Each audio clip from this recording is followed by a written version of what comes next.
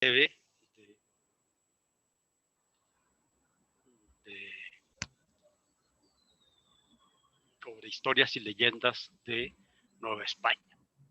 Se trata de un tema que ha sido abordado de un modo, digamos, relativamente documentado.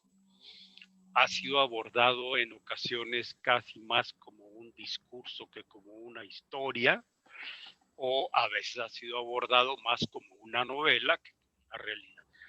La Nueva España, es decir, lo que nosotros llamamos normalmente la colonia o el periodo colonial, y que hay quienes sostienen que es más preciso llamarlo la época virreinal. A mí me parece que los dos modos son correctos dependiendo de la época a la que uno se refiera, ¿no? Pero esta Nueva España en la que se fue fraguando, digamos, el espíritu mexicano y lo que hoy es México, pues basta con que vean ustedes la imagen que tienen ahorita en su pantalla para que se den cuenta que se trata de un mundo que se presta a la fantasía, un mundo que se presta a la leyenda, ¿no? Incluso a la narrativa cuentística, ¿no? Y literaria. Voy a explicar de manera breve dos cosas en esta sesión. La primera es qué es la historia de la Nueva España y por qué su importancia. Y en la segunda parte explicaré los temas que trataré en los cursos que se estarán dando en los siguientes seminarios sobre temas virreinales. Y voy a ir explicando por qué esos temas en esta parte. Empecemos pues por la historia. Este es un conjunto, es una enciclopedia histórica, lo digo así con sentido, en el sentido literal de lo que significa una obra enciclopédica. México a través de los siglos. Seguramente en muchas casas lo tendrán en la sala junto con la Biblia, ¿no? Es algo que casi no suele faltar en las bibliotecas mexicanas, aunque no se lea, pero bueno, las ediciones son, dependiendo del gusto, pues más o menos agradables, ¿no? El asunto es que se trata de una obra a la que convocó Vicente Riva Palacio, fundamentalmente en el siglo XIX. Es importante y es monumental y es enciclopédica porque es la época en que las naciones, la época del romanticismo en el mundo, finales del XIX, segunda mitad del XIX, es la época en que el romanticismo está recreando y en el caso nuestro creando el espíritu nacional. México se independiza, como todos sabemos, en 1821, pero la pregunta, y muy bien, ya no somos españoles, ya no somos gachupines, ya no somos criollos, ya todos somos mexicanos. ¿Y qué es eso? ¿No? ¿Qué es México? Para empezar hay que ver hasta dónde llega, por eso es importante los temas geográficos, etc. Entonces Vicente Riva Palacio convoca a una serie de historiadores, como los que están ahí, Alfredo Chavero, Julio Zárate, Juan de Dios Arias, y por muerte de Arias, Enrique Olavarría y Ferrari, y finalmente José María Vigil. Cada uno coordina o trata trata las distintas épocas. Todos ellos tienen una característica, ¿no? Salvo, no, todos, que de algún modo están vinculados a la política. La mayor parte de ellos tuvieron cargos públicos en la República Restaurada o en la República, perdón, sí, la República Restaurada y el Porfiriato, tuvieron cargos públicos, los que sobrevivieron al tiempo. Y por supuesto, pues esta es una historia que si bien está muy bien documentada, la Nueva España se trata con un sentido casi, yo diría, ajeno a la formación de los ideales nacionales. Parece como que se le encierra en una vitrina desde entonces, y a partir de entonces la Nueva España pasa a ser algo así como una curiosidad que está en, en la alacena o en el librero de la casa de los abuelos. Ahí está lo novohispano. En la historia mexicana se convierte en una especie de estudio de antigüedades, mientras que los otros tomos de esta maravillosa obra enciclopédica, insisto, enciclopédica, porque trata de reunir toda la mayor información que pueda sobre la historia de México. Y está construyendo un monumento. Esto no es una historia, esto es un arma, ¿no? Esto es más que una historia, sí lo es historia, pero aparte es un dispositivo. O sea, es el arma con el que el liberalismo va a dar la cara, y ese es el discurso histórico legitimador. Por tanto, como ustedes comprenderán, si lo que se va a legitimar es una república laica, individualista, moderna, hombre, pues el virreinato queda ahí un poco entre la leyenda negra y la leyenda rosa, ¿no? Eh, en cambio, hay otra versión, ¿verdad? Que es el caso concreto de Lucas Alamán, que también escribe, todo el mundo en esta época, en el siglo XIX, quiere escribir la historia de México, ¿no? Porque en realidad no están escribiendo la historia de México, ya lo dije, están esbozando un alegato en favor de la nación o de lo que ellos entienden por nación. El concepto de nación mexicana, que se puede leer en los textos que forman México a través de los siglos, o la obra de Justo Sierra sobre la evolución política de México, a diferencia de Lucas Alamán, pues es enorme, ¿no? Porque tienen un enfoque de lo mexicano, de lo importante. Hay un discurso de casi yo diría litigioso en favor de una causa. Esto porque, bueno, pues hay un autor, un sociólogo francés de origen judío, es alemán de origen judío, que se llama Norbert Elias, así como se oye. Y él escribió muchas obras, yo tengo muchos de sus libros, soy un admirador de Norbert Elias, pero entre otras escribió un ensayito que se llama Compromiso y Distanciamiento. Y eso es precisamente lo que no tienen estos historiadores, el distanciamiento. Y lo que les sobra es el compromiso. ¿Qué quiere decir eso? Que cuando ustedes están escribiendo una historia que les concierne, vamos a suponer que alguno de ustedes quisiera escribir la historia de México, pero centrando su atención en los últimos, ¿qué quieren? 50 años, ¿no?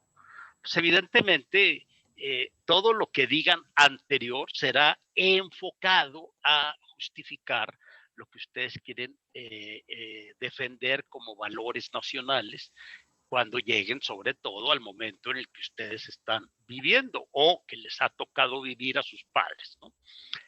Pero cuando está tan reciente un hecho histórico, es decir, cuando no ha tenido tiempo para enfriarse, le sucede lo mismo que al pan, ¿no? Cuando el pan se saca del horno, pues hay que dejarlo que se enfríe y que asiente la levadura, porque de lo contrario, si se lo comen así calientito, indigesta, según dicen, yo no sé. Pues hay en esta época no ha habido el tiempo para que los procesos, digamos, lógicos de maduración de los hechos y de la historia se suceda. Por lo cual se trata pues de historias en las que están demasiado involucrados los autores. Por eso la obra de Elia se llama Compromiso y Distanciamiento. Es muy, si ustedes me preguntaran, México a través de los siglos o la historia de México de Lucas Alamán, ¿son verdaderas historias? Yo les diría, sí, sí son historias, desde luego que sí, pero historias de combate, historias combativas, ¿no? Y no en el sentido del combate por la historia, aunque en cierto modo sí de Lucien Febvre, pero sí son, como les decía, de algún modo dispositivos de combate aparte de historia, yo no digo que no, pero está muy presente esa actitud de defensa de lo propio o de la defensa de un sector, ¿no? Y esto, desde luego, no va a parar con el tiempo.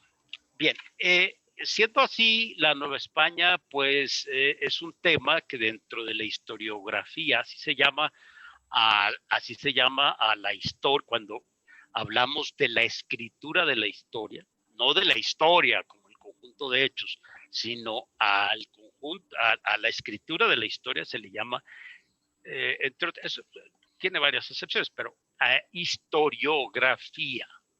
La historiografía es quién escribió la historia, por qué escribió. Entonces, cuando se dice la historiografía, no se está refiriendo a la historia como sucesos o conjunto de sucesos escritos en un texto o en un libro, sino la historiografía es el proceso de producción de un texto de historia. Entonces, cuando decimos desapareció la Nueva España de la historiografía, lo que estoy diciendo es que en Nueva España pues no era algo importante para las grandes historias como las que he presentado de Lucas Alamán o la de Justo Sierra y desde luego la de México a través de los siglos. Esto hizo que la Nueva España se convirtiera incluso, yo les diría, en un tema hasta por momentos tabú. Pareciera como que ocuparse de temas novohispanos, coloniales o virreinales, pues era algo como propio de una persona demasiado reaccionaria, conservadora, que estaba buscando valores donde en un periodo de la historia que en la historiografía oficial se entendía como medio oscura o oscura y media, porque dominó la Iglesia católica, los valores hispánicos y católicos. Entonces, la Nueva España dejó de ser un tema importante y se escribieron pocas cosas durante un buen periodo. ¿Cómo resucita el interés por la Nueva España? Pues resucita en el seno del costumbrismo. ¿Qué quiere decir esto? La novela, perdón, no la novela, la descripción de la historia costumbrista, no de la novela, de la historia costumbrista, tiene una característica muy particular. El costumbrismo surge en el siglo XIX, pero es una forma de ver la historia desde la acera de enfrente. Es decir, se observa a la sociedad casi como objeto de sociológico, como objeto de estudio, con lo cual el costumbrismo en ocasiones pues idealiza las situaciones porque lo que quiere, piensen ustedes en Guillermo Prieto, el mismo Vicente Riva Palacio, Manuel Paino hasta cierto punto, el costumbrismo quiere objetivar y describir costumbres, pero ¿por qué digo observándoles desde la acera de enfrente? Porque no es como mexicano, es como con una visión exótica, ¿no? Como de quien es exótico en su propia tierra y está observando a los mexicanos. Mira, el pueblo mexicano. No, dice, voy a escribir la historia de mi pueblo. Por lo cual, la costumbre no tiene una narrativa o lo que se suele llamar metanarrativa. La costumbre es una descripción segmentada de formas de comportamiento social, ¿no? Por lo cual la cronología, la narrativa histórica se pierden un poco y el escritor se dedica a describir situaciones que las más de las veces resultan hasta simpáticas. Y eso es lo que hace que muchos historiadores que analizan la historia desde la perspectiva del costumbrismo, pues les guste, les parezca atractivo describir costumbres que choquen con el mundo actual, ¿no? Como volverse un poco hasta chistosos, diríamos nosotros. Y se abre esta maravillosa cortina. con el coste de este costumbrismo del siglo XIX se pierde un poco de la noche de los tiempos a principios del 20 y renace por ahí de la década de los 20, 30 del siglo XX. Pero renace en una forma de descripción eh, bastante criticable por muchos, para mí no, y ya voy a decir por qué, pero insisto, no es una historia en la que lo importante sea narrar un suceso. El conde de no sé qué llegó en 1678, al siguiente día y tal. No, no, porque no están narrando sucesos nacionales, están narrando episodios de la historia, chiquititos. Si ustedes ven la historiografía de la que voy a hablar a continuación, son siempre antologías de cuentos o de pequeñas historias. En inglés sí hay esa diferencia entre history y story, ¿no? History es la historia que tiene una narrativa y que describe sucesos complejos. La story en inglés pues se refiere a eso, a leyendas, estampas, sucesos, aventuras, episodios y tradiciones. ¿Por qué pongo todos esos títulos? Porque son las palabras que se usan para describir la vida colonial en la década de los 30, de los 30, 40, 50, 60, por algunos supérstites virreinalistas del siglo XX. Sus libros suelen llevar estos títulos, leyendas. ¿Qué es una leyenda? Pues una leyenda es, la palabra leyenda viene del latín legenda, y como agenda también, ¿no? Agenda viene de agere, que quiere decir lo que hay que hacer. Una agenda es lo que debe de hacerse o decirse o disponerse. Eso es la agenda. Pues la leyenda, así como la agenda es lo que hay que hacer, agere, la leyenda es lo que hay que leer, ¿no? Por eso se llama leyenda, se refiere a la lectura necesaria que además, por lo general, ha de resultar edificante, atractiva. ¿Qué digo edificante? ¿Por qué digo edificante? Porque hasta con cierto toque de moralina, ¿no? Así como chistoso y de moralina, ¿verdad? Eso es la leyenda. Eh, También a veces la palabra leyenda se utiliza para referirse a historias que se cuentan, ¿no? Lo que literalmente es una story en inglés. Historias que se cuentan, ¿no? Por ejemplo, la historia de la Llorona, como la mujer que sale acá y clama llorando por las calles de la Ciudad de México, mis hijos, mis hijos, mis hijos. O la leyenda de ¿cómo se llama? Víctor Manuel, creo que se llamaba, ¿no? Aquel que eh, se ponía ahí en la esquina de lo que hoy es 16 de septiembre en la Ciudad de México, en la calle, ahí en el Zócalo, cerquita del Zócalo. Se ponía este señor y entonces le preguntaba a la gente, disculpe usted, caballero, ¿me puede decir la hora? Y le contestaba, las 8 en punto, señor. Y entonces este asesino serial de la Nueva España sacaba un cuchillo y lo mataba diciéndole, dichoso usted que sabe la hora en que muere. Digo, son leyendas que uno leyó de chiquillo, se las contaron o las leyó de chavo, lo que sea, y sirven mucho para enamorarse, digamos así, de nuestra historia nacional. Pero al ser leyendas, pues a veces se retocan demasiado, es decir, se les da una impronta de cuento. De ahí la palabra, por ejemplo, estampas. ¿Qué es una estampa? Pues una estampa es un pasaje, ¿no? Una estampa es una visión, así como panorámica de algún suceso o de o sobre todo, no de un suceso, de costumbres. Sucesos, pues son cosas que pasan, pero de manera aislada, es decir, Normalmente los libros de los que voy a hablar, con los que resurge el interés por la Nueva España, pues no son, ya lo dije, grandes historias de la Nueva España, sino historias cortitas de la Nueva España. Fíjense, aventuras, episodios y episodios. O sea, decirle aventuras ya es demasiado.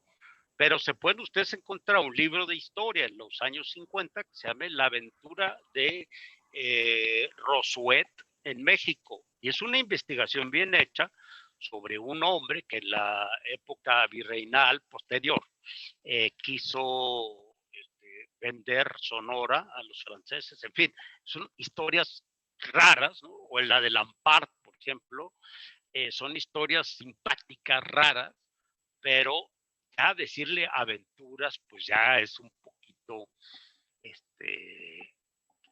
meterse en una línea entre lo que arrojan los datos del documento antiguo, es decir, de la fuente, y lo que mi imaginación y mi cultura como historiador, porque de todos los que voy a hablar eran hipercultos, pues entonces de lo que surge de mi imaginación. Entonces, es la historia virreinal que llegó hasta los años 80 es una historia así, episódica, legendaria, de tradiciones, descriptiva, vista entre como con cierta lástima a veces, ¿no? Con cierto, no lástima, con cierta piedad, ¿verdad?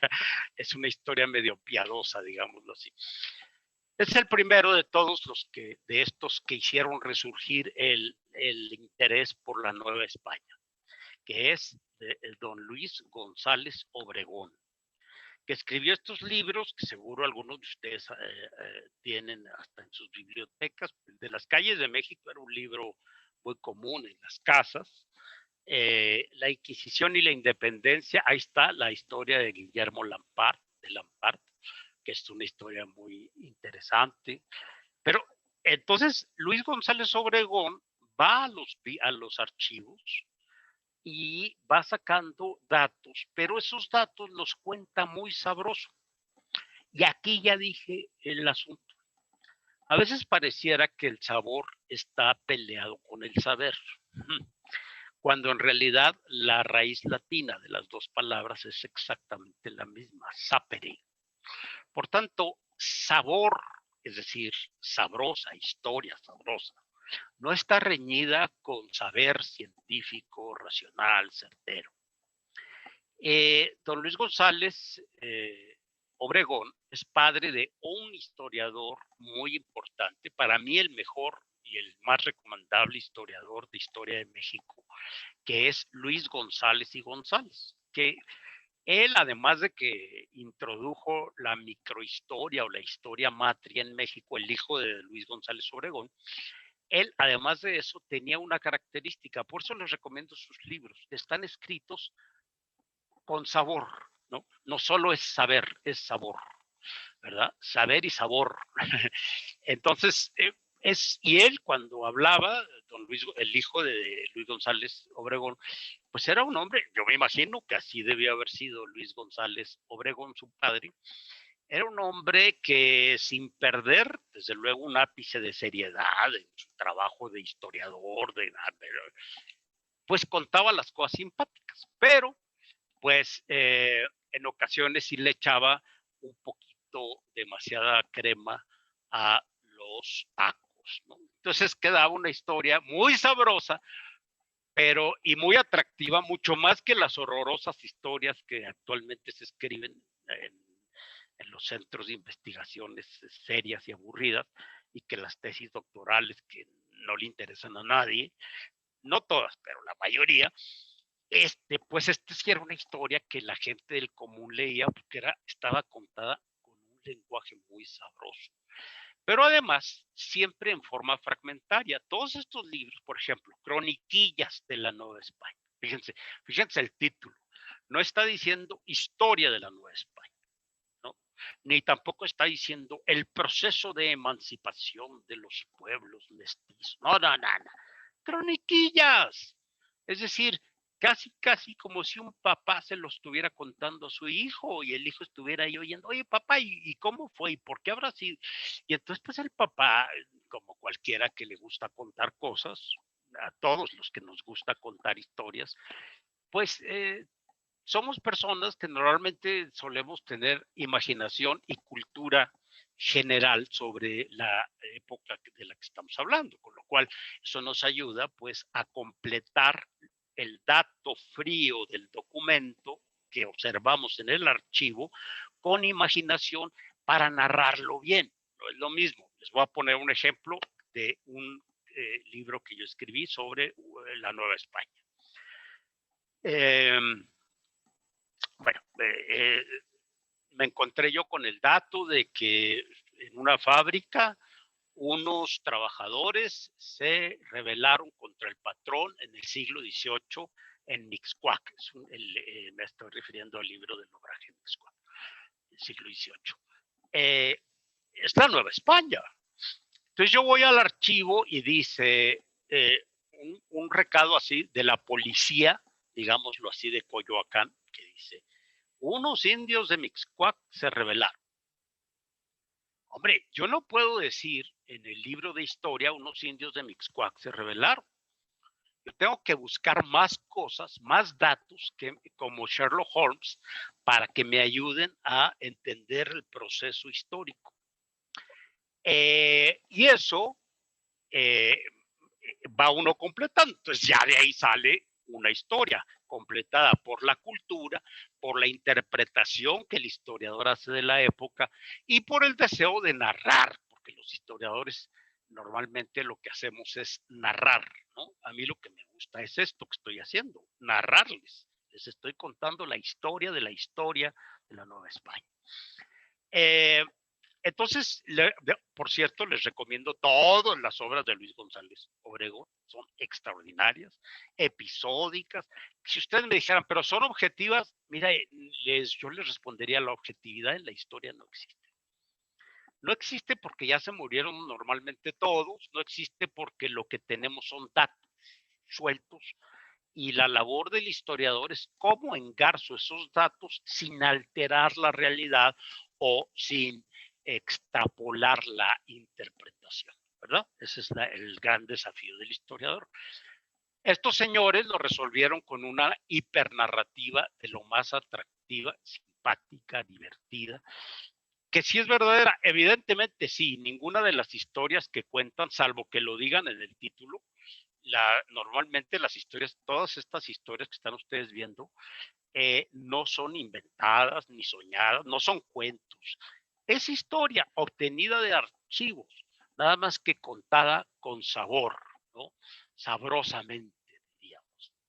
Entonces, ese es uno de los grandes, digamos, virreinalistas, vamos a llamarle así, o colonialistas del mundo contemporáneo, mientras que a nadie le importaba investigar sobre la Nueva España. Digo, a nadie, quiero decir, a muy poca gente, ¿no?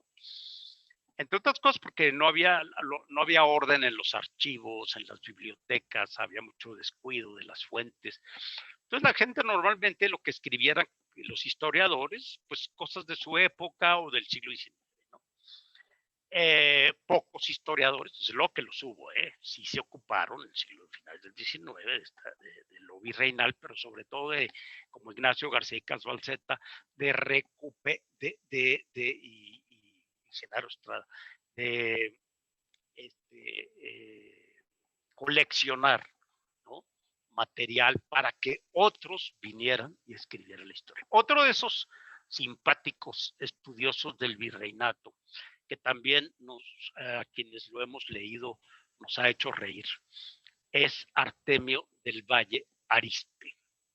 El señor oriundo, el primero yo creo que ha de ser de Michoacán, Luis González Obregón, si no mal recuerdo, y Artemio del Valle Arizpe es oriundo de Saltillo, Coahuila, ¿no? Un hombre muy culto, muy divertido, muy sarcástico, con una ironía muy fina, tan fina como su bigote o como sus lentes redondos, ¿verdad?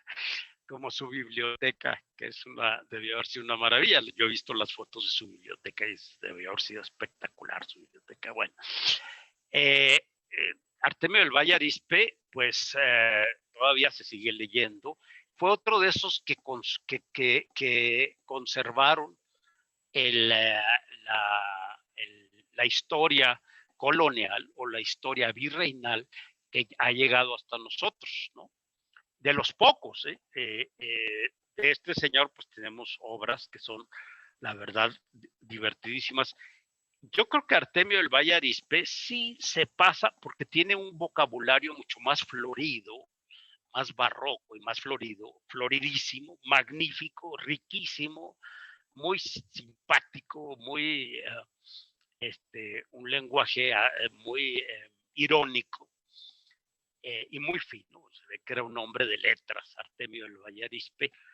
Pues él sí, más que Luis González, a veces su narrativa lo desborda, ¿no? Y dices, hombre, ya, tranquilo, ¿no? Eso sí es un hecho, pero tú ya le estás metiendo mucha crema.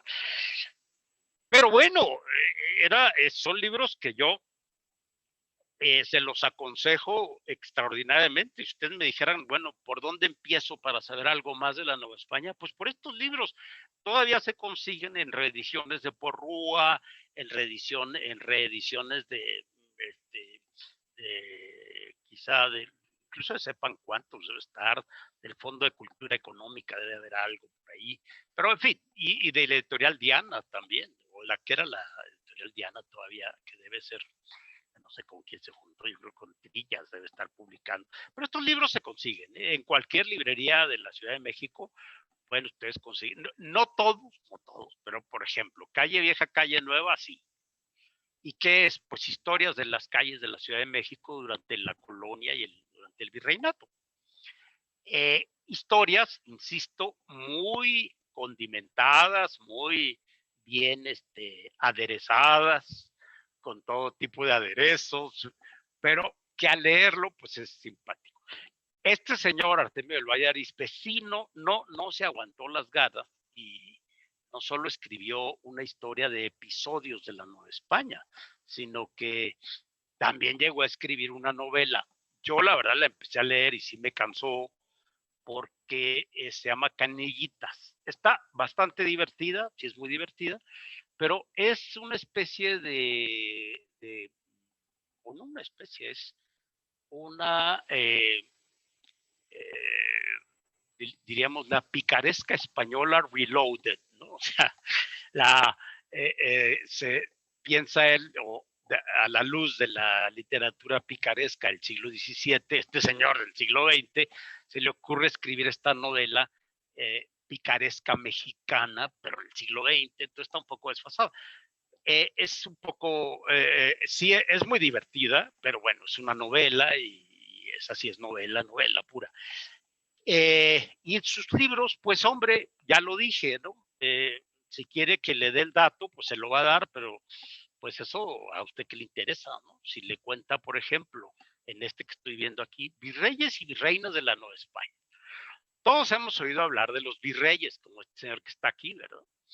El virrey Guadalcázar, el virrey Mancera, el virrey de Montes Claros, el virrey, hay muchos virreyes, Luis de Velasco, tal, Mendoza, pero de las virreinas casi no se sabe nada. Y con lo poquito que se sabe, Artemio del Valle Arizpe, lo mismo que hará Romero de Terreros, pues le meten bastante crema y les queda muy bien. ¿Cómo contar? Por ejemplo, se sabe que una virreina de la Nueva España en una ocasión se fue a Tlalpan y ahí tuvo sus quehaceres con algunos frailes franciscanos. Entonces, pues eso ya decía, ¿cómo la esposa del virrey? ¿Cómo es eso? Entonces, claro, con esos datos, ¿verdad? Pues le mete ya también. ¿Por qué? Porque conoce que es Tlalpan, conoce que es un virrey, conoce cómo era el virrey. Está tan imbuido del virreinato que le resulta fácil interpretar. Sí sobreinterpreta, por eso es tan divertido este libro, ¿verdad? Porque casi son picardías de las virreinas, pero o frivolidades o rarezas de algunas virreinas por datos o por tradición o por lo que sea.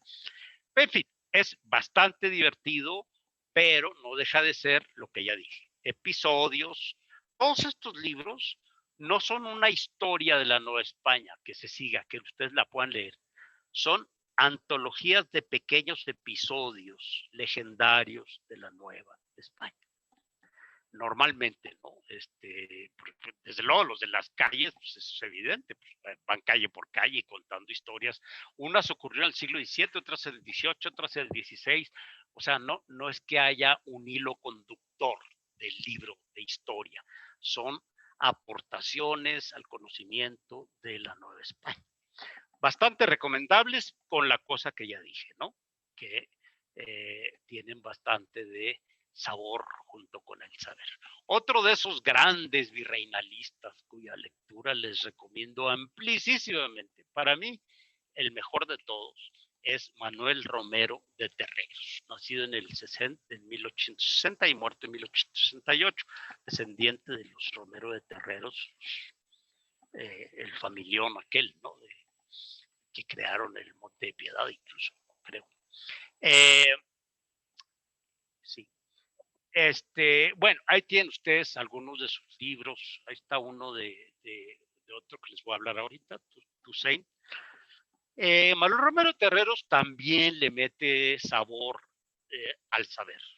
También le mete narrativa bastante bien, picosilla, bastante también irónica, lo cual habla muy bien no solo de su cultura y de la fineza de su cultura, sino de su sentido del humor y de su inteligencia, porque eh, yo pienso que para tener un sentido del humor así tan fino como el de estos tres señores que llevo dichos, pues hay que ser gente inteligente, ¿no? Sagaz, ¿no? Astuta, inteligente, ¿no? Capaz de usar, de reírse incluso de las cosas que a veces a nosotros se nos hacen una gran tragedia. Estos historiadores, Romero de Terreros, Artemio del Vallarispe, Luis González Obregón, son los que, gracias a ellos, el virreinato no se olvidó de la memoria histórica nacional, ¿no? Sin embargo, ciertamente son libros que si ustedes los abren no tienen citas de pie de página. También es cierto que hoy se abusa de las citas de pie de página, ¿no? Porque hay muchos historiadores que creen que todo cuanto dicen, cada palabra debe tener un fundamento. Esos no son historiadores, son investigadores que acumulan datos y los ponen en un libro, son investigadores del CONACYT y tal, ¿no? Reconocidísimos. Pero la historia es narrada o no es historia, es investigación, nada más. Pues bien, estos autores, que son grandes narradores, ciertamente serán criticados por algunos contemporáneos y sobre todo por algunos universitarios posteriormente, historiadores de la universidad, que los verán como, hombre, por ejemplo, Artemio del Valle Arizpe pues, era cronista de la Ciudad de México, ¿no? Pero, hombre, pues tenía que estar enamorando a los mexicanos de su ciudad o a los pobladores de esta tierra, de su ciudad y de su capital, en concreto, si hablamos de todo México. Pero, pues, no citan fuentes, es una narrativa que a veces parece cuento. Ahorita van a ver lo que decía uno de ellos, Genaro Estrada. Bien, esta es otra colección maravillosa que también aportó, pero esta ya tiene algo más, ¿no? Los anteriores, mucha narrativa, una o dos fuentes, si acaso, mencionan, pero no es una obra académica ni con pies de página. Esta tampoco. Esta es de la editorial Jus, que fundó el mismo que fundó el Partido Acción Nacional, Gómez Morín. Él fundó también la editorial Jus, igual que fundó la Escuela Bancaria Comercial aquí en la esquina Reforma Insurgentes, igual que el Banco de México lo rehizo prácticamente, bueno, lo fundó, lo creó, ¿verdad? Más bien, no lo creó, pero lo rehizo. En fin, aparte fundó el Partido Acción Nacional. Pero más allá de eso, evidentemente, pues era un hombre vinculado al catolicismo, a la tradición. Y esta colección, que es maravillosa, y yo la tengo, no completa, porque no la tengo completa, pero que era de mi papá, que era lectura muy común hace ya algunos años, hace 50 años. Pero fíjense, por ejemplo, Ezequiel Chávez, Apuntes sobre la Colonia, ya no son ni episodios ni croniquillas, ya empiezan estos señores a ocuparse del mundo virreinal, aunque todavía no son historiadores profesionales la mayoría de ellos, algunos sí, pero no la mayoría, o al menos no son historiadores que tengan el título de licenciado o hizo una maestría en historia en la UNAM. No, son abogados, gente muy culta que le gusta, y entonces escriben estos libros de cuestiones muy puntuales de la Nueva España, también del siglo XIX, yo aquí puse los de la Nueva España. Escriben estos libros basados no en documentos, no son trabajos tanto de archivo como de bibliografía, es decir, de libros. Ellos leen a Alamán, a Lucas Alamán, leen a García Casbalceta, José María Vigil, los confrontan y escriben una historia para hablar de temas que en México no se hablaban. Ahí tienen ustedes Alfonso Troya de dos Virreyes. ¿Qué tanto sabor le ponían estos a la historia al saber? ¿No? Acuérdense que ya lo dije al principio, sabor y saber tienen la misma raíz en latín, sapere, ¿no? Y ya dije también al principio que hay quienes creen que está reñido el sabor con el saber. Estos todavía conservan algo de sabor, pero tienen una característica que los hace muy distintos. Ya estamos hablando de los años 40, 50, mientras que aquellos pues son de los años 30, 40, ¿no? Bueno, 50, pero ya aquí ya es una historia más combativa, pues digo, es Manuel Gómez Morín, ¿no? Es una historia muy apologética. ¿Qué quiere decir apologético? Apología significa defensa, apología. Entonces, una historia que está tratando de defender los valores del catolicismo en la cultura mexicana. A lo cual responderán algunos historiadores oficiales o de la oficialidad entonces, de lo que por entonces era oficial, el PRI, pero también de grupos masónicos que crean su editorial, como Editorial Botas y otras editoriales, y les contestan escribiendo una historia también apologética del otro lado, exaltando a Justo Sierra y a los valores liberales, y pues criticando desde luego a la Nueva España, porque sigue así. Ya en los años 60 se empieza a escribir más sobre la Nueva España. Para mí, los mejores libros o la mejor obra compilatoria y narrativa del periodo virreinal es esta, que son 4 tomos de José Ignacio Rubio Mañé. Este sí no se consigue ya no se consigue. Sí se consigue en Amazon, pero pues cuesta 1,000 pesos cada libro. No sé por qué no bueno, y no creo que el fondo lo vaya a reeditar ahorita. Pero es una historia, aquí sí ya documentada. Este señor ya hasta la cara tiene de aburrido, ¿no? Digo, con todo respeto. Ya no es la historia jocosa, la historia picante de la virreina que anda coqueteando con el fraile en la Nueva España. Tampoco es la historia de don Juan Manuel, ¿no? Dije Víctor Manuel, es Juan Manuel. La historia de don Juan Manuel, aquel asesino serial de la Nueva España, del que habla Luis González Obregón. No, esto ya es una narrativa seca. No, este libro no se lo recomendaría a las personas que no tengan un interés particular en la Nueva España, es decir, no es de lectura para el gran público como sí son las otras historias, son para el gran público. tanto las editorial Jus como las historias que he contado, que son las stories, ¿no? No las histories, las pequeñas pinceladas de historia virreinal. Esto ya es un estudio del virreinato que es más serio. Este señor pues trabajó mucho tiempo en el Archivo General de Indias de Sevilla. Me parece que le pasó, tiene un problemilla a veces, es la impresión que me da. Yo he usado mucho estos libros. Y la impresión que me da es que a veces le pasó lo que a los historiadores españoles, porque él estudió en Sevilla la historia, no se fue becado junto con un amigo mío, que en paz descanse, don Guillermo Porras Muñoz, chihuahuense y gran historiador de la Academia Mexicana de la Historia. Y uno de mis formadores, junto con otros, por supuesto.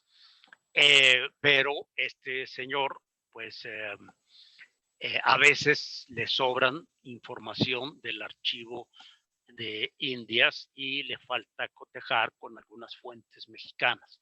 Eso les pasa luego a los que hacen sus tesis de doctorado de historia en otros países, ¿verdad? Que antes de irse pues deberían de echarse clavados en los archivos mexicanos. Pero bueno, el asunto es que esto ya para mí es un parteaguas, como lo es también, desde luego, uno de los grandes también rescatistas de la historia virreinal y de la Nueva España es Manuel Toussaint.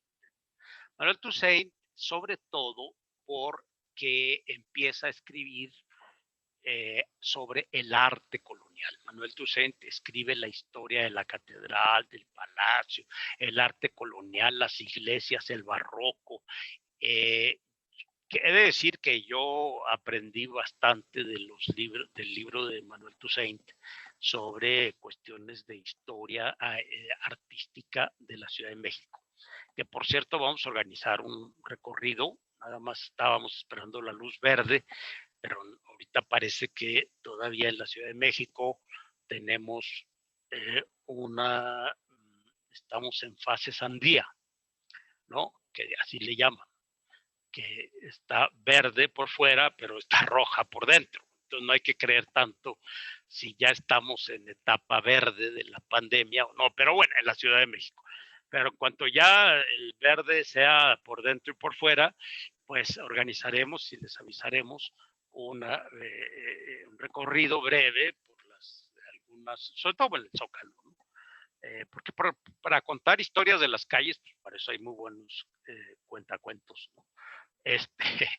Eh, pero bueno, este señor aporta mucho a la Nueva España porque está revalorando algo que nadie fumaba en aquella época, que era el arte virreinal, ¿no?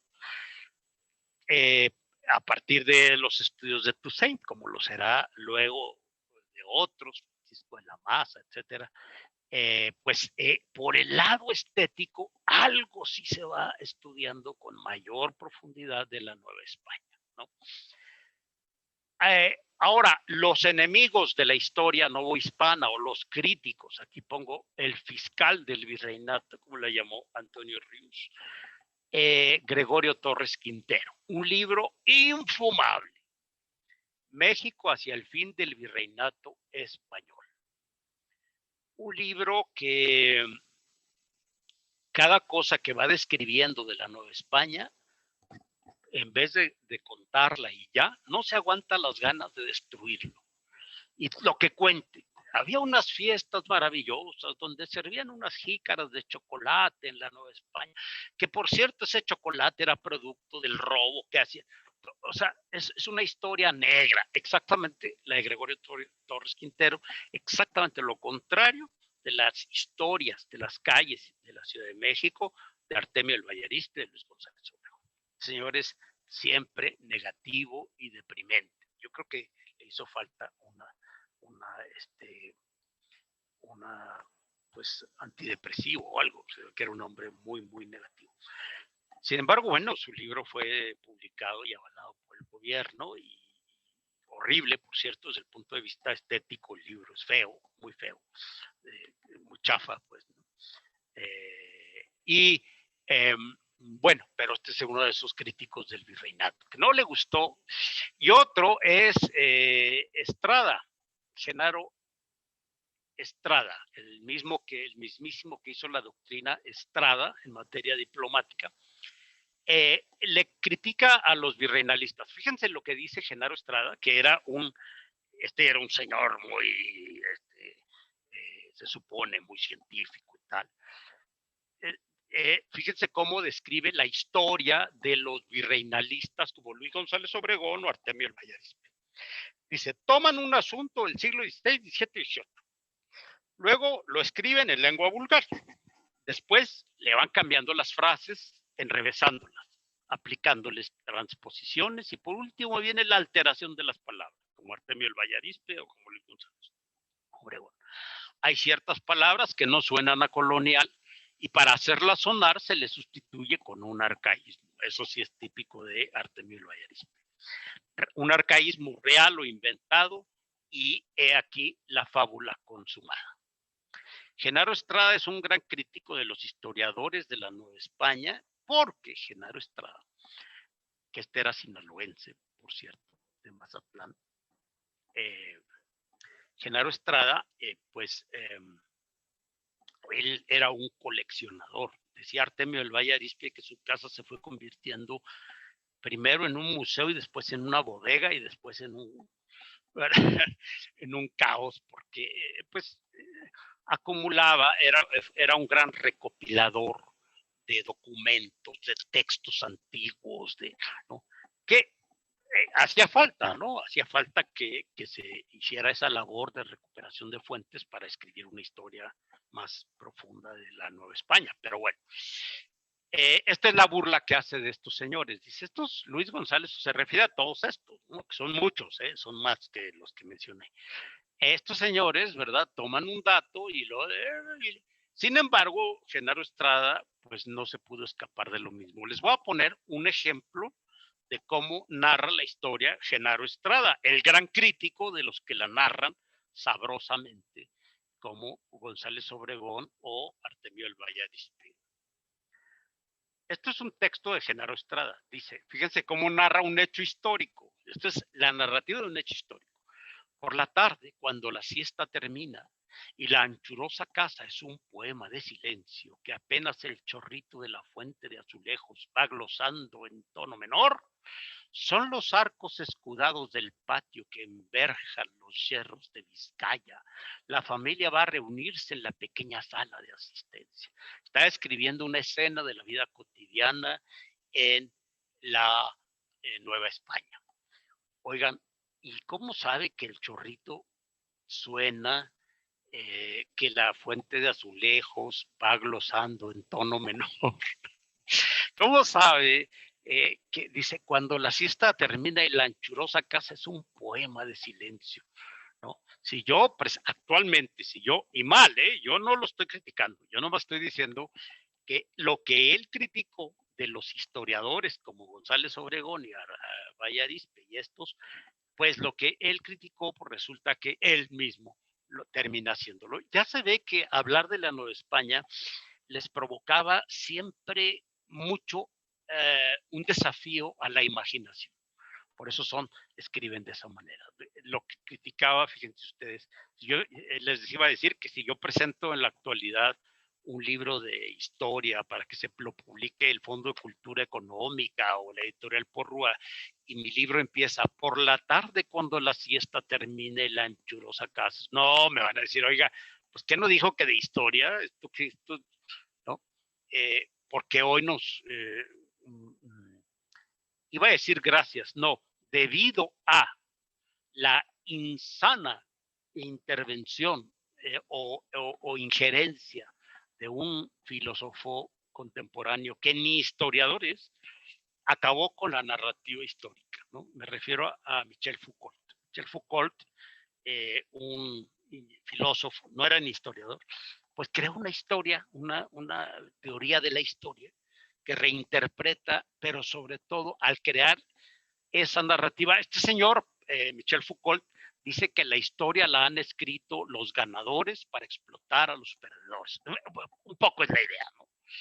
La historia es ideología, la historia tal. Entonces, la burguesía ha creado, ha escrito esa historia. Hombre, sí es cierto que los que ganan escriben la historia y sí es cierto que los que ganan normalmente se detienen a describir con admiración los hechos del propio bando que no los del bando contrario. Todo eso es cierto.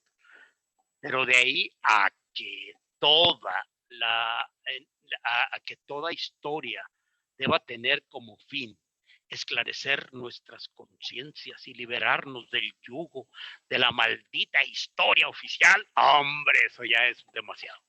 Sin embargo, Michel Foucault se pone de moda y hasta el día de hoy no nos lo quitamos encima. ¿Qué ha ocasionado esta visión de Michel Foucault en la historia de México? Pues como Foucault es el filósofo de la sospecha, ¿no? Todo le parece sospechoso, todo es producto de un afán de dominación por parte de la clase conservadora y burguesa, de la mafia en el poder, se diría hoy. Entonces, lo que ocasiona a Michel Foucault pues es que se haya divorciado el saber del sabor, ¿no? La historia tiene que ser descriptiva, tiene que ser una denuncia, tiene que liberar la conciencia de los mexicanos de la versión de la clase burguesa o de los dominadores o de las mafias del poder o de quien lo haya hecho. Eso acabó con la historia, esta idea de Foucault, hasta la fecha. Los libros de historia en la actualidad, pues de narrativa y de sabor tienen poco. De saber varía, pero de que son aburridos, son aburridos.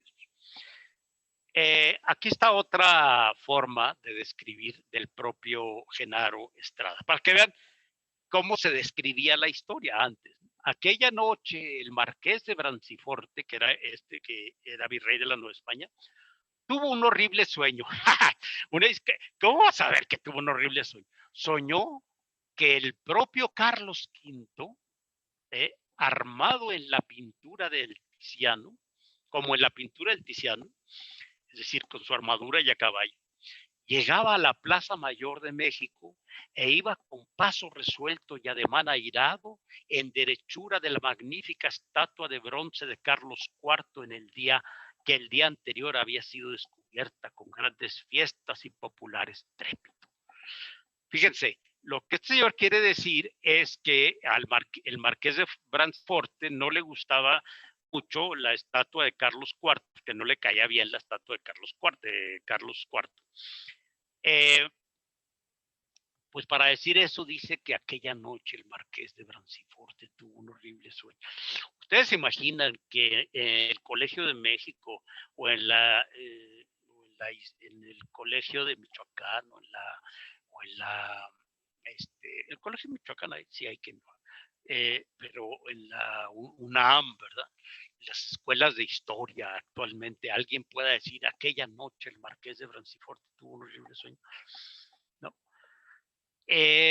Bien, esto se acaba, como he dicho, en el mundo moderno con Branciforte. En la actualidad, pues se escriben obras de historia que han vuelto nuevamente la mirada a la Nueva España.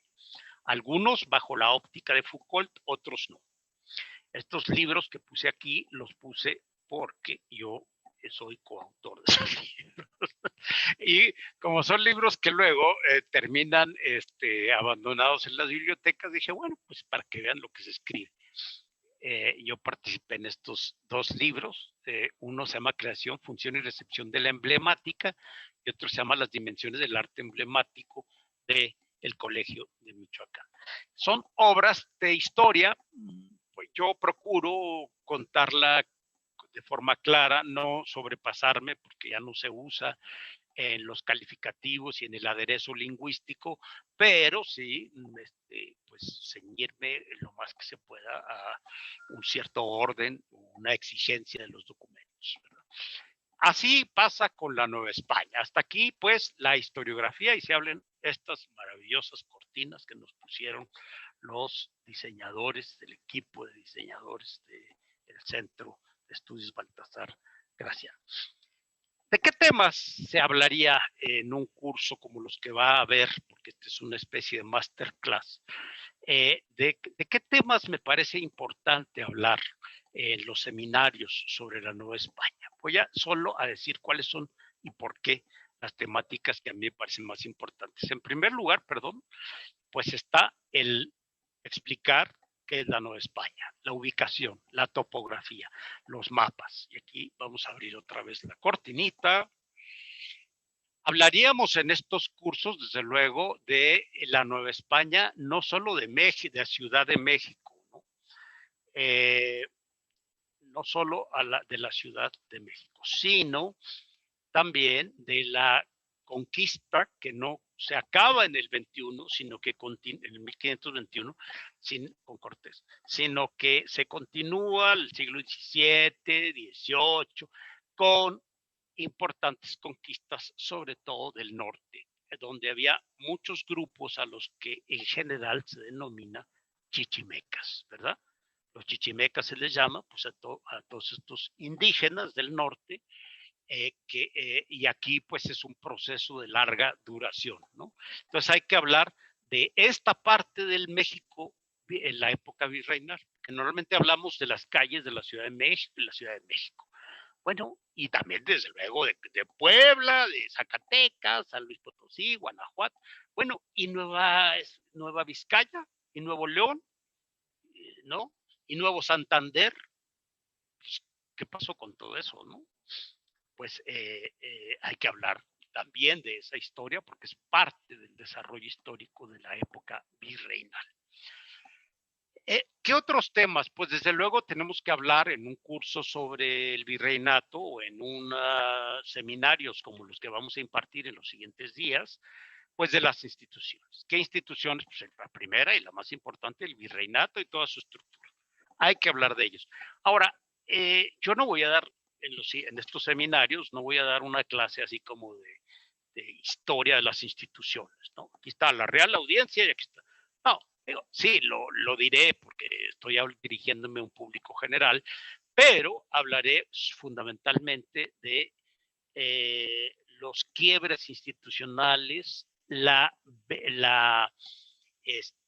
fracturas institucionales, como por ejemplo los problemas de corrupción, los problemas de alcoholismo que se vivía en la Nueva España, para que veamos también ese otro lado, ciertamente, ¿no? Que afectan y que a veces golpean a las instituciones, como también las rebeliones de las que voy a hablar a continuación.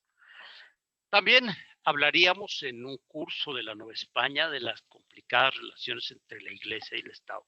Complicadas en ocasiones. Ahí sí hay que recurrir al método de las estampas, yo creo, porque no siempre es una relación de estira y afloja. Incluso hay virreyes que fueron obispos, ¿no? Con lo cual pues, no hay problema.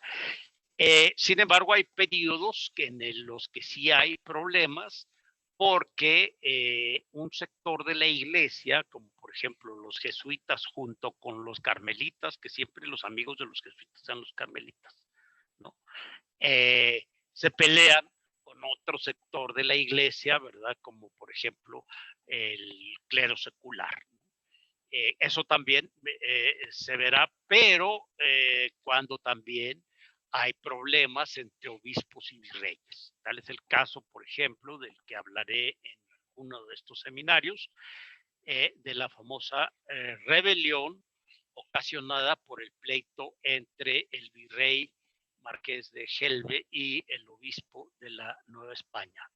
Terminan muy mal, ¿no? El virrey le deporta a España al obispo. El obispo dice, me deportas, pues entonces te excomulgo. Claro, si ustedes excomulgaban a un virrey de la Nueva España, pues en ese momento se caía su legitimidad. Los indios y los grupos sociales que formaban la Nueva España no iban a obedecer a un virrey excomulgado, es decir, a un virrey traidor a Dios, a la iglesia y a la patria española y criolla. Otro tema que hablaríamos también en un curso es sobre los conflictos clericales. Esto da para mucho. Concretamente, ya dije el caso de jesuitas carmelitas versus clero secular, pero hay un pleito que está constantemente, sobre todo en la época barroca, del siglo XVII, XVIII, que está siempre presente, que es entre el clero secular y el clero regular. Para los que no se acuerdan de qué significa esto, pues el clero regular es el de las órdenes, en caso concreto en México, en la Nueva España, las órdenes mendicantes, como por ejemplo franciscanos o dominicos, también los religiosos, agustinos, mercedarios, eh, eh, hasta los juaninos, los jesuitas, etcétera. Los religiosos, que son grupos de clero, algunos tienen sus coadjutores o hermanos legos, ¿verdad? Es decir, que no son sacerdotes, pero son hermanos de la misma comunidad religiosa. Bueno, estas comunidades religiosas, sobre todo, ya dije, franciscanos, dominicos, agustinos, ellos son los que llevan a cabo de manera más intensa la evangelización, y sobre todo en los pueblos de indios y en las zonas rurales del virreinato. El clero secular es el clero que se forma en los seminarios diocesanos y depende de los obispos, y pues es un clero que en aquella época es un clero muchísimo más vinculado al Estado, al poder del Estado, digamos, que las órdenes religiosas. Es un clero más jerárquico, más administrador, no administrativo y administrador. Es un clero de diócesis, es un clero urbano. Cuando los virreyes intentan someter a los religiosos, pues a veces se valen del nombramiento de miembros del clero secular en iglesias que estaban a cargo del clero regular. Un ejemplo que se me ocurre ahorita. Aquí en la Ciudad de México, en Mixcoac, hay una iglesia que se llama Santo Domingo de Guzmán. Actualmente, si ustedes van a esa iglesia, pues hay los que la atienden son cleros, es clero secular, es decir, clero de la diócesis de la Ciudad de México. Pero el templo se llama Santo Domingo de Guzmán. ¿Qué quiere decir esto? Que ese templo fue construido por los dominicos y atendido por los dominicos hasta que se secularizó. ¿Qué quiere decir secularizar una parroquia? Pues secularizar una parroquia quiere decir que sustituyen a los religiosos por el clero secular. Esto sucede así incluso hasta la fecha. No digo que haya esta tirantes, no lo creo, porque no hay suficiente personal para atender las iglesias. Pero lo que sí sucede es que algunas iglesias las atienden los franciscanos, otras los dominicos, otras los agustinos y así, ¿no? Y otras el clero del seminario, que es egresado y dependiente de manera directa del obispo o del arzobispo cardenal de México. Pues esto en la Nueva España produjo muchos conflictos, derivado también de un esquema poco favorable a que hubiese armonía, que es el regio patronato indiano. Bueno, pero de ese tema hablaré y pondremos ejemplos concretos. Y cómo esto tiene que ver con muchas cuestiones que luego van a proyectarse incluso en el México independiente y hasta nuestros días. Pero es esa tensión entre el clero que inició un convento, por ejemplo, los franciscanos o los dominicos en Morelos, por ejemplo, o en Oaxaca, ¿no? Los dominicos eran los que dominaban ahí el asunto. Entonces, pues los indios, ¿con quién se identificaban? Pues obviamente con el clero de las órdenes mendicantes, no con el clero secular. De tal manera que secularizar una iglesia era provocar, una parroquia, es decir, sustituir y colocar al clero secular, pues era generar una serie de problemas no solo clericales, sino que afectaban a la sociedad. Y de eso hablaremos en los siguientes seminarios.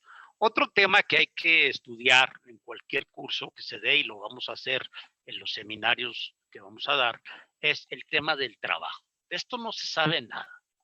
Ustedes sabían, por ejemplo, que la primera relación, eh, digamos, capitalista o la primera empresa capitalista en México fueron las haciendas de azúcar, los molinos de aceite y los obrajes de telas como este que está aquí. Es el origen del capitalismo, es el origen del empresariado y el origen, digamos, no, con esos términos que a mí no me gusta usar, pero lo voy a usar por economía, los orígenes de la clase obrera mexicana, ¿no? Para estar así muy bien. Entonces, el trabajo. ¿Qué vamos a observar, por ejemplo, en este tema del trabajo? Pues vamos a observar que, eh, por ejemplo, en estas fábricas no se permitía trabajar a los indios, porque decían, es que los indios no pueden trabajar ni en los obrajes, ni en los molinos de aceite, como el Nápoles, la colonia Nápoles en la Ciudad de México era un molino de aceite.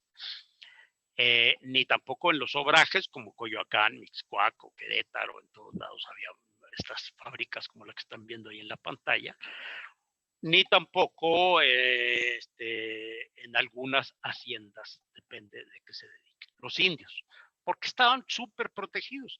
Los españoles, pues menos. Entonces, ¿quién iba a trabajar ahí? Lo que nos vamos a dar cuenta es que la legislación laboral, pues evidentemente, pues no protegía al indio y al español, pero tampoco le preocupaba proteger a toda esa gama social de la que voy a hablar a continuación en esta masterclass. Otro tema importante es el de las devociones, y no dice el de las imágenes, que es otra cosa, ¿no? Las devociones, pues es qué influencia tenía la práctica devocional en la conformación del México naciente, de la naciente sociedad criolla novohispana. No solo el guadalupanismo, como se suele llamar, sino la práctica devocional privada o más familiar, ¿no? Casi tutelar. ¿Qué papel jugaba? ¿Cómo veían?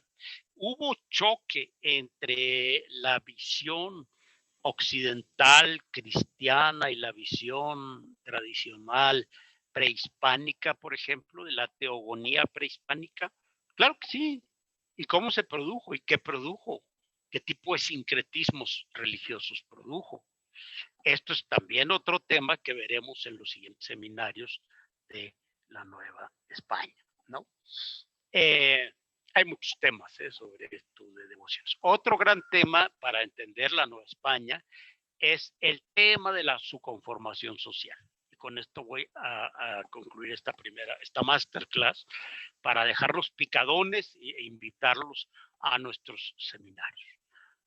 La primera pregunta que nos haremos será si hubo castas en la Nueva España. Yo pienso que sí hubo castas como tal en los biombos de la Nueva España que están en el Museo Franz Mayer, pero no en la sociedad como tal, ¿no?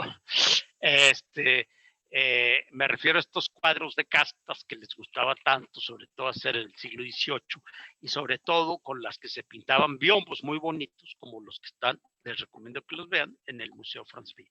Pero castas como si fuera la India, es decir, grupos cerrados, compactos y excluyentes los unos de los otros de manera jerárquica, no, eso no hubo.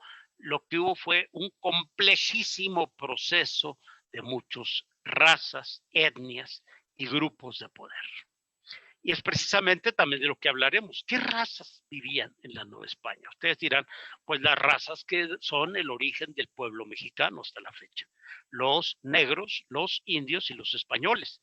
Pues yo les diría que les faltan bastantes, ¿no? Ya verán por qué. Etnias y grupos del poder. ¿Hasta dónde se produjo el mestizaje? ¿En qué ámbito se produjo el mestizaje? Esto nos va a ayudar a entender qué diablos es el pueblo mexicano en el sentido sociológico y hasta si quieren racial y etnohistórico de los grupos sociales de México. No me refiero solo a los indígenas, me refiero a los mexicanos. ¿Cómo nacieron? ¿En qué zonas, por ejemplo, arraigaron los negros o los chinos? ¿Verdad? Esto va a ser interesante, tener una especie de mapa de geografía humana de la Nueva España, y de eso hablaremos en los cursos. La mujer novohispana, otro gran tema que pues ha tratado muy bien Josefina Muriel, en un libro que muy interesante, muy bueno, pero bueno, se pueden seguir haciendo muchos trabajos. La mujer novohispana, ¿no? Normalmente a la mujer novohispana la pensamos como estas dos que están aquí en medio, ¿verdad? Como bellas damas que iban a misa a las 12 y tal. Hombre, sí, cierto grupo social, pero México era muchísimo más complejo que las damas que tomaban chocolate en unas mancerinas de plata, como le gustaba decir y describir a Manuel Romero de Terreros. Sí, ciertamente había damas muy elegantes en la Nueva España que usaban las ropas y las costumbres europeas, y que además se sentían por encima de todo, pero pues no, eh, eran una minoría, ¿verdad? Esta casta, digamos, casta entre comillas, porque no son castas, son compartimentos cerrados, pues se empezó a dar toda una mezcla que vamos a ver precisamente. ¿Qué grupos son los que vamos a estudiar principalmente? En primer lugar, los españoles llamados gachupines. La palabra gachupín, hay muchas teorías de dónde viene. La que conozco más es la del diccionario de mexicanismos, me parece que ahí lo leí, que viene de cactl chopini, que quiere decir cactl es zapato, chopini es puntapié en náhuatl, sí, en náhuatl. Cactl chopini, por tanto, gachupín sería el que da patada con zapato, porque el indio no usaba zapatos, y entonces pues el zapato del español llamaba la atención, y además pues ciertamente lo usaban no solo para patear, sino también para montarse en los escalones, que eran indios encorvados, para que se subiera a veces el señor a su caballo. Bien, españoles gachupines son los españoles que nacieron en España y que van llegando a lo largo de 3 siglos. ¿Quiénes fueron? ¿Cómo se codeaban o con quién? ¿Qué lugar tenían?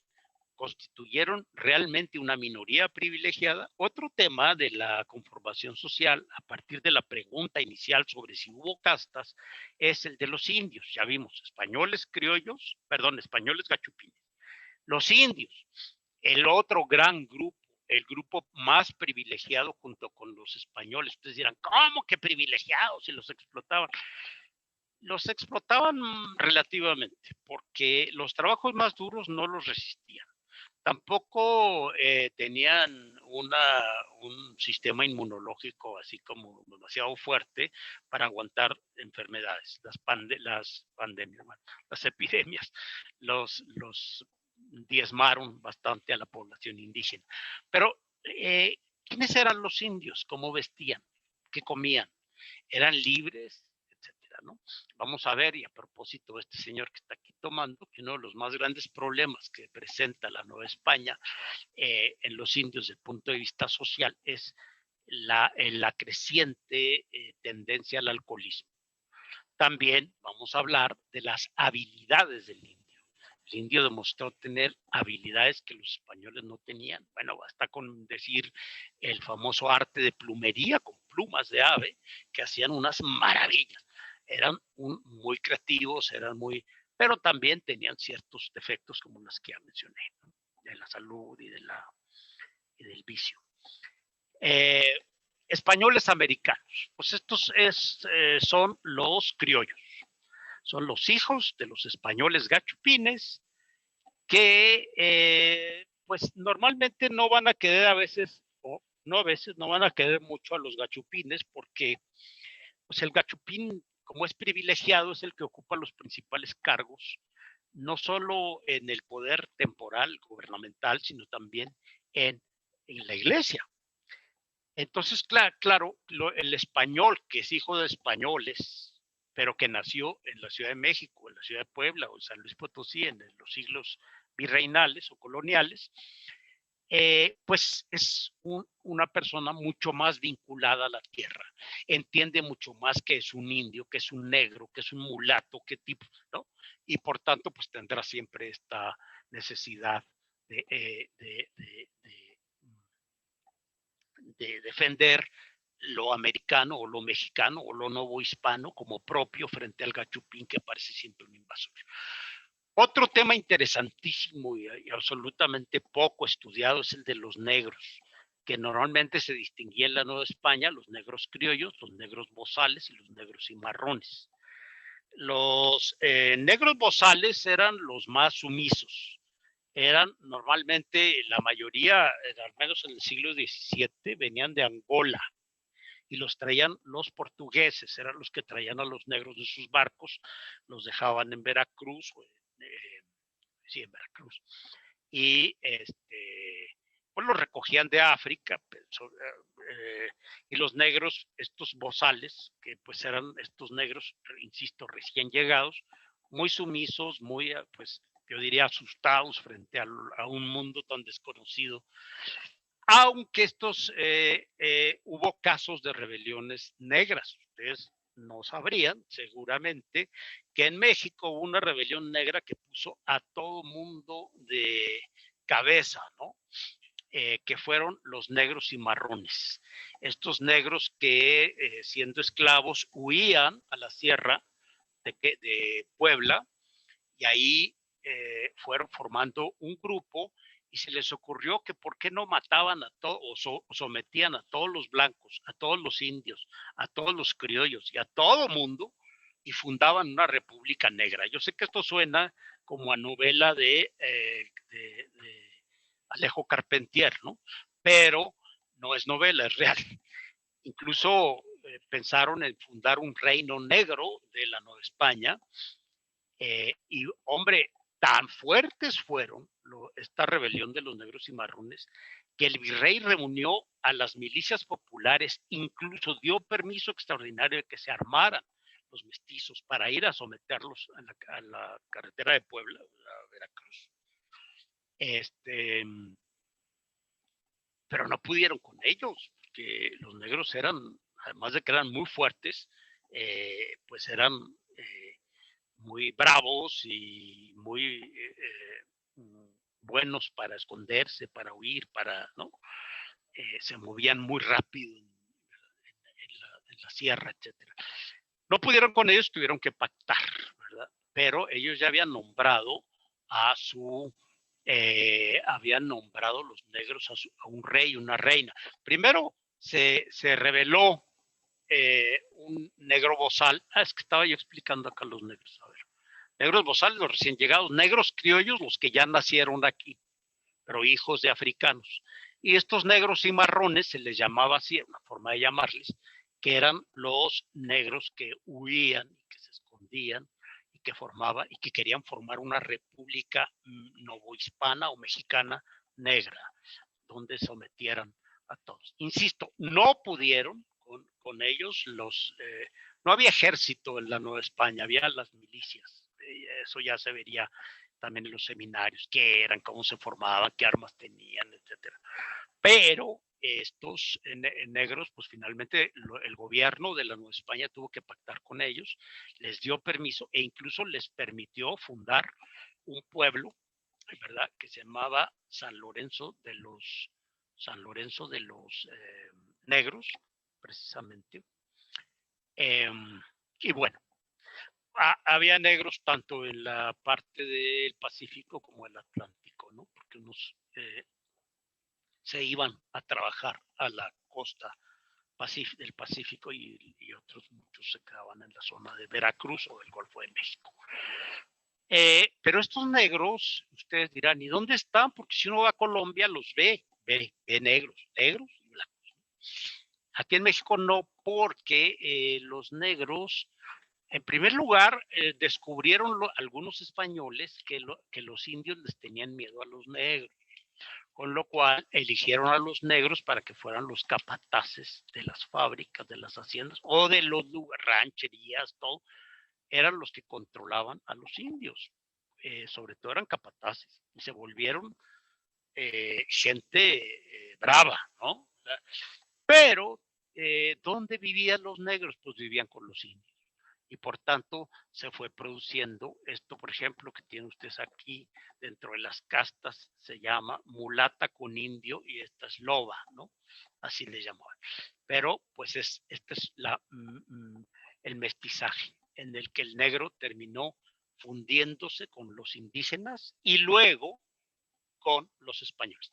Había, eso se dio sobre todo en Cuba, pero también en México, las negras no tenían permiso de vestirse con huipil, porque había unas leyes suntuarias en la Nueva España. A las negras no les permitían vestirse con huipil, porque ese era traje de las indígenas, pero tampoco le iban a permitir ponerse trajes de españolas.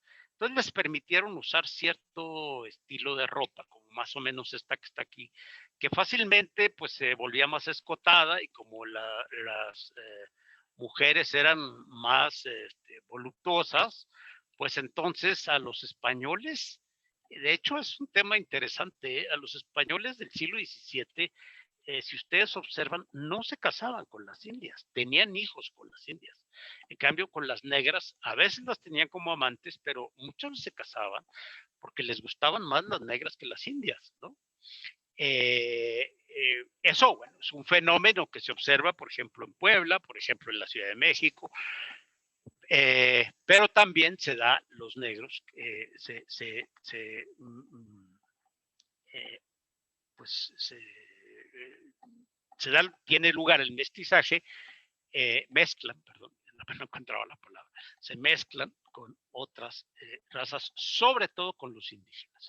De ahí que la mayor parte de la población negra que fue desapareciendo y fundiéndose en el mestizo, pues hasta el día de hoy, pues esa población negra durante la mayor parte del virreinato, o por lo menos, sí, siglo XVII y XVIII, sobre todo es mulata, es decir, son negros que ya se van cada vez mezclando más con otros grupos sociales. Ya dije que el negro, por cierto que además cuando se rebelaron, ya dije que fue del 1608 al 12, luego se volvieron a rebelar y oigan ustedes lo que les voy a decir, no se los voy a explicar para que se queden con la mosca en la oreja, pero incluso nombraron a dos reyes negros, que fueron los reyes de México, y se llamaban Pablo y María, ¿no? Eran auténticos reyes a quienes les juraron lealtad como reyes de la Nueva España. Pablo y María, dos negros, reyes de la futura eh,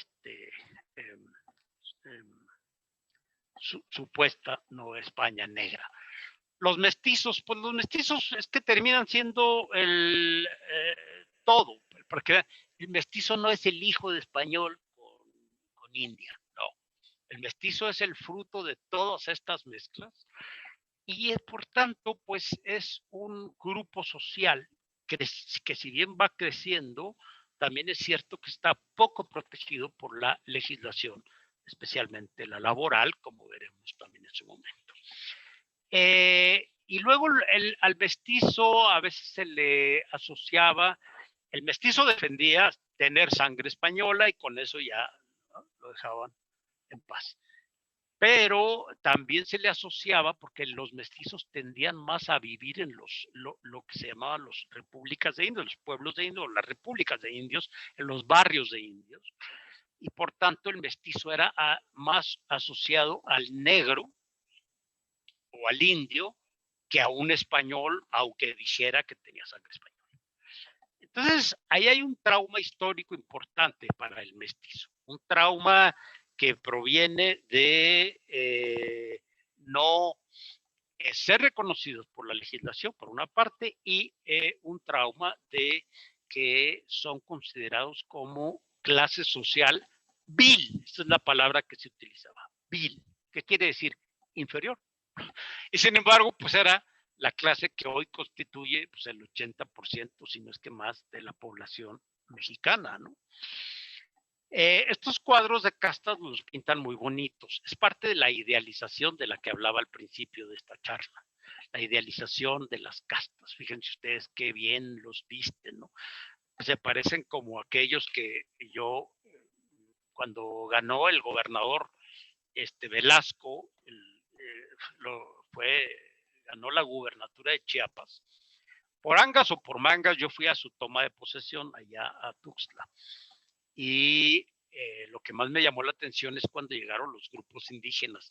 Venían con unos trajes que en la vida los he visto yo así, ¿no? Perfectos, bonitos, planchados, listones por todo. O sea, con los harapos que andan, perdón, pero es que así andan, ¿no? Pues que es gente que ha vivido como ha vivido, ¿no?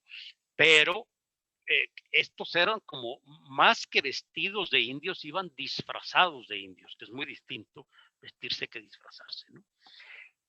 Bueno, decía yo que me recordó esto porque es la parte de esta idealización del indígena, que como ya dije, solo está en los biombos del Museo Franz Mayer, esta cosa tan bonita. Filipinos y chinos, imagínense, ustedes acuérdense que Filipinas era parte del imperio de la monarquía española y que dependía de México, es decir, del gobierno, de la administración del virreinato de la Nueva España formalmente. Cada año pues, llegaba la nao de China y no solo traía vajillas de porcelana muy bonitas que todavía se conservan, incluso en el Museo Franz Mayer, ¿no? Son muy bonitas, del siglo XVI, XVII, XVIII. Traían tibores chinos, traían comida, especies, tal, pero también traían filipinos y chinos filipinos, ¿no? Que luego se les llamó los chinos criollos a aquellos chinos que ya nacieron en México. Ustedes dirán, pero ¿qué tan importante fue? Pues sí fue muy importante. Tan importante, según retoma un texto, no sé si es de Woodrow Bora y Jonathan Israel, pues se trata de un número importante, ¿no? Sobre todo, evidentemente, en el estado de lo que hoy es el estado de Guerrero, donde llegó a haber un pueblo le llamaban los indios chinos, los españoles les llamaban indios chinos, porque decían, pues son como, los vamos a tratar como a los indios, pero son chinos, y además hablan en chino y los vamos a cristianizar y a tratar como a los indios. Entonces, a todos los de ojos rasgados provenientes de China y Filipinas, insisto, que Filipinas, por eso se llama Filipinas, por Felipe II, ¿no? Entonces, a todos ellos, en general, los españoles, ya ven que son muy dados a reducirlo todo, ¿no? ¿No? Para decir 80, nosotros podemos decir 80 malas palabras y ellos nada más tienen 2. Entonces, pobre Huitzilopochtli, Huichilobos y así, ¿no?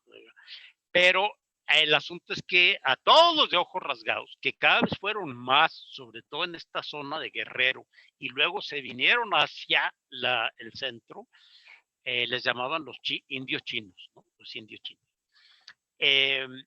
O personas que tenían ciertas características, tenían ciertas habilidades que no tenían los indios ni los negros, pues desde el tejido, desde las formas muy sutiles incluso fueron muy buenos barberos de barbería, ¿no? Al grado que hay documentos donde los barberos de la Ciudad de México se quejan, ¿no? Es que los indios chinos nos están quitando nuestras clientela. Pues porque eran mejores que los españoles para cortar el pelo y la barba. Eran como son los orientales, pues muy finos, ¿no? Tenían, igual que los indígenas en cierto modo, eran muy finos, sobre todo en cuestiones artesanales. Bien, estos llegaron también a tener su propio pueblo, ¿no? Si no mal recuerdo, se llamaba San Nicolás de los Chinos. Qué difícil. Yo creo que se refería a San Nicolás Tolentino, me imagino, y es San Nicolás de los Chinos. Actualmente pues, está en el estado de Guerrero, pero lo importante es que estos chinos también algunos hacían trabajos de los indígenas, pero también se fueron mezclando. Fíjense ustedes que si nos sacan una muestra de ADN a los mexicanos, ya ven que hay una aplicación, un servicio que se paga, no es aplicación, un servicio que se paga actualmente en Estados Unidos, que si ustedes les mandan una gotita de sangre, les dicen todas las posibles pues, incidencias o influencias que tengan de los distintos grupos étnicos en su sangre, ¿no? Y en su ADN. Pues ya se ve que el asunto es más. Ya no hablo de los judíos, que también formaron un grupo importante en cierto. Miren, aquí está. Este señor que está aquí es un chino, un filipino, que como ustedes verán ya está vestido de alcalde de este pueblo que se llama Huitzuco, se llama San Nicolás de los Chinos. Dice él mismo, que fue el que lo escribió en el siglo XVIII, dice, San Nicolás de los Chinos tuvo principio desde los antiguos tiempos de que los indios filipinos, así se escribía, de que los indios filipinos que venían de Manila en el galeón anual se iban desde el puerto a abrigar en aquel paraje por ser cómodo y por poco distante, y como se fuesen quedando muchos muchos de ellos, y casándose con indias de otras poblaciones, se fue aumentando de tal manera que hoy se compone de muy crecido número de familias e individuos. Es una formal reducción y es una formal reducción, o sea, el pueblo de San Nicolás de los Chinos, una reducción, así le llama, palabra muy del 18, con su capilla y en ella los correspondientes adornos con sus casas, solares, huertos y pedazos de tierra. ¿Se fijan ustedes? Un elemento, ¿no? Jonathan Israel creo que menciona alrededor de 2,000 o 3,000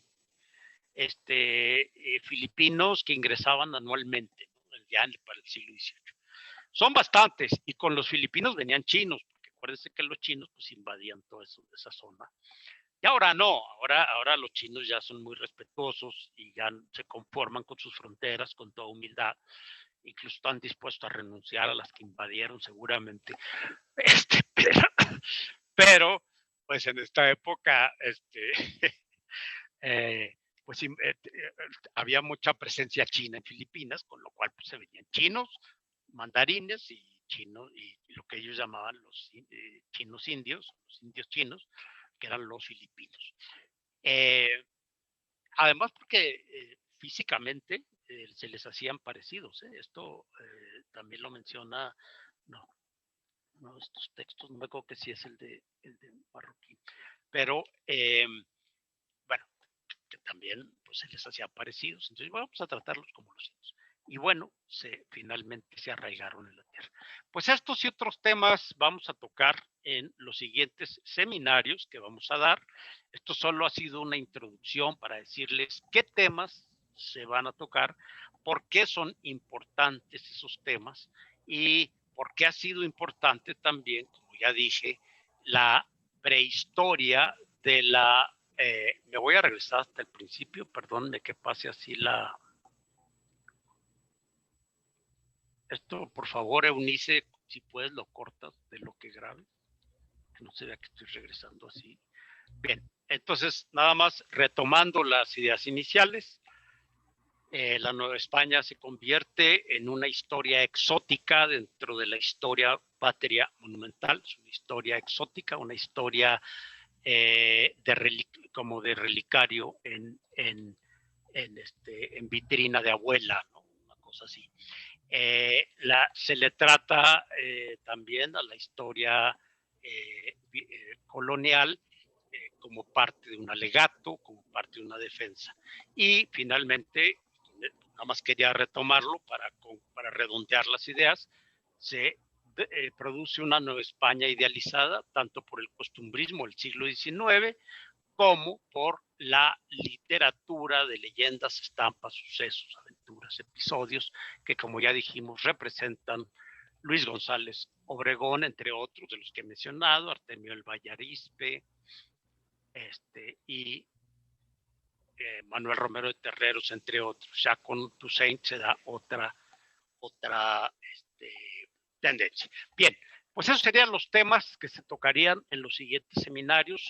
Búsquenlos ustedes de la página web del Centro de Estudios Baltasar Gracián, www.bgracian.com.mx. Esto se está transmitiendo también por Facebook, porque esta es entrada libre.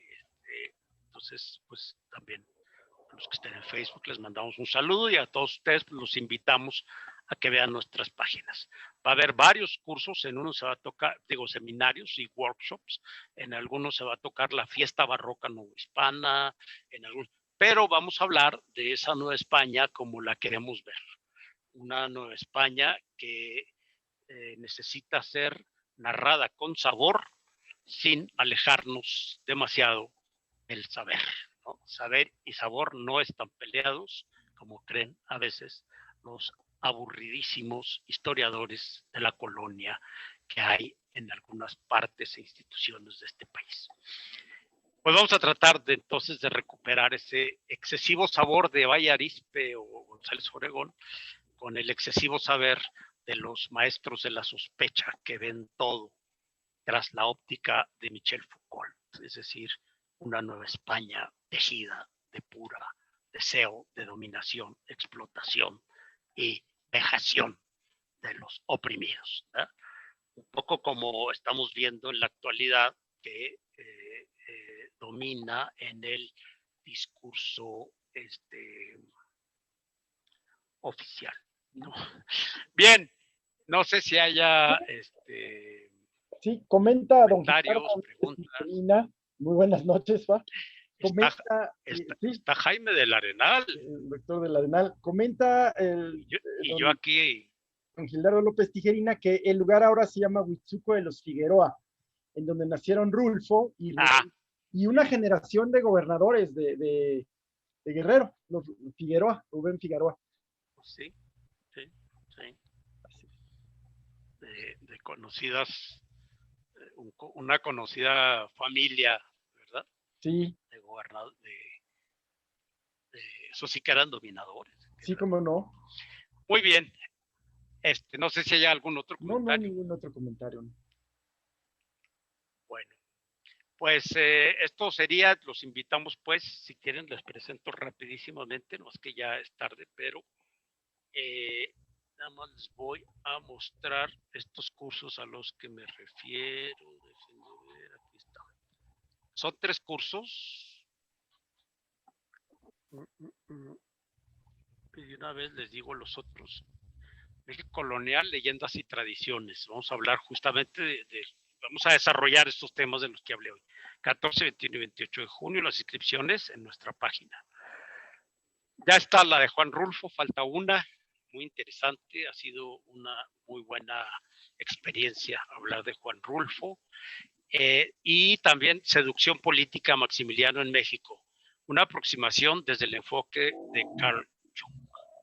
¿Por qué esto de Carl Jung? Pues porque es un personaje que por momentos sí roza los arquetipos junguianos, ¿verdad? Y se antoja someterlo un poco al análisis de los arquetipos a este personaje, ¿no? Que fue Maximiliano de Habsburgo. Que estén al pendiente del bono plus, 2 seminarios, elegir 6 sesiones de 2 horas cada una por 1,400 pesos, válida hasta el 30 de junio. Y está por salir otra que es un pago anual, ¿no? Y también tenemos que es una ideología, Francia 1789, que empieza esta semana. No sé, Eunice, si esté correcta las fechas. Sí, está correcto. Perfecto. Entonces, pues esta semana empezamos. No vamos a hablar de la Revolución Francesa, pero desde otra perspectiva, ¿no? Vamos a hablar de la historia de las emociones y de enfoques, pues, que no sea el típico contar la historia así nada más y siguiendo una cronología más o menos lineal.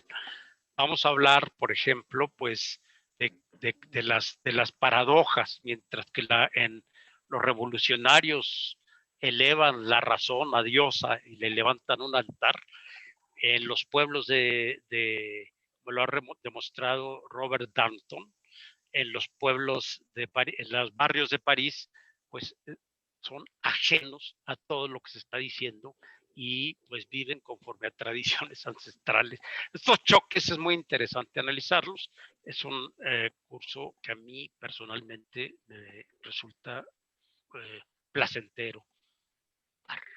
La mentira política, pues está muy de moda en todo el mundo, ¿no? También lo daremos Gildardo López y un servidor, Salvador Cárdenas. Y por último, historias de la Ciudad de México y la Guerra Fría, verdades y mentiras. Esta es entrada libre, son es un curso también promocional del Centro de Estudios. Bien, pues eso es cuanto, como dicen en los tribunales, y en las eso es cámaras. cuanto, señor ministro, en las cámaras. Eso es cuanto, camaradas. Bien, entonces, pues muchas gracias. Está aquí Jaime del Arenal. Un saludo, querido maestro. Dionisio América te saluda. Un abrazo. ¡Ah, hombre! ¡Qué gusto! ¡Qué gusto, Dionisio! Un abrazo, Yame, también. Saludos, Salvador. Muy bien, pues gracias, Jaime. Pues si no hay más, entonces nos despedimos. Estén atentos a nuestra página. Nos vemos mañana. ¿No es así, Así Gilberto? es. Muy buenas tardes. No, muy buenas noches. Gracias.